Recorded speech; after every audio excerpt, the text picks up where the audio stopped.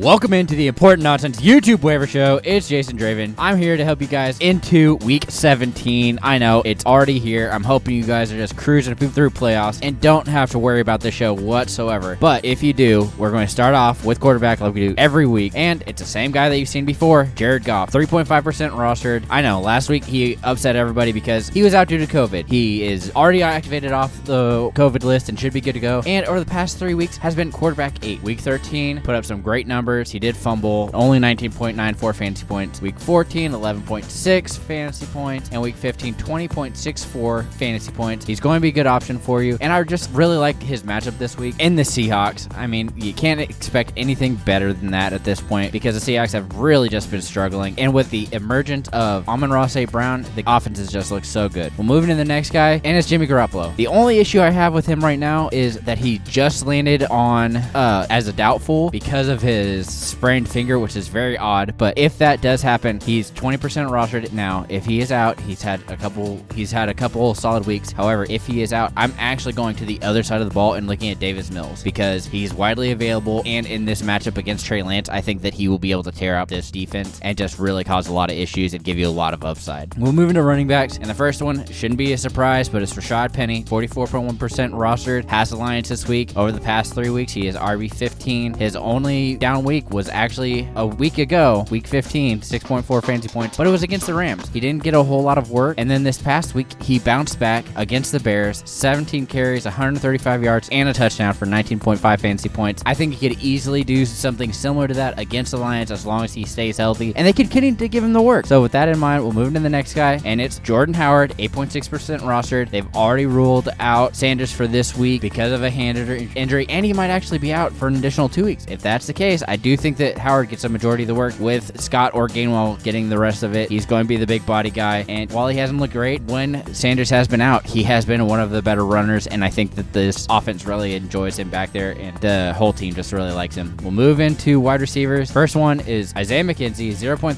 rostered. He has the Falcons this week, and because of the fact that Beasley and Davis are potentially out on the COVID reserve, it was 10 days, so because of their late addition of Davis, I'm super nervous that he will not be able to play, which means McKenzie has a great opportunity here. This past week, with both of them out, he had 11 receptions for 125 yards and a touchdown. He also rushed, but he lost a yard on that. 29.4 fantasy points versus the Patriots. Yeah, so while Diggs was being limited, he was the guy, and it definitely showed in the stats for sure. We'll move into the next guy. Again, due to people being out or on the COVID list, it's KJ Osborne, 29.6% rostered. He has the Packers this week. Because it's going to be Alexander on Jefferson, I do think that Osborne can have a pretty solid day, and we have seen with Thielen out and when Jefferson is getting tough coverage, he has success. Week 14, 17.3 fantasy points. Week 15, 5.1 fantasy points. This past week, Thielen went out about, I think the first or second quarter, 17.8 fantasy points, and that was against the Rams, who had Jalen Ramsey covering Justin Jefferson. We'll move to tight end, and it's the same guys that you've seen week in and week out. Gerald Everett, I don't know why people aren't seeing him as the dominant force that he's been over the past 3 weeks. He is the tight end 5. He has the Lions this week. Great matchup. Week 14, 2 for 2, 15 yards and a touchdown, 10.8 fantasy points. Week 15, 4 for 4, 60 yards, no touchdown, 10 fantasy points. This past week, found the end zone, 4 for 5, 68 yards and a touchdown, 16.8 fantasy points. Since Wilson's been back, he has been on a tear, and I just don't think that changes whatsoever because DK Metcalf had a big game on like the third play, I think, and he was able to find the end zone. Lockett kind of struggled, and because it's Wilson and he's struggling, I think that's going to be the case. We'll move into the next guy. Is James O'Shaughnessy, 1.9%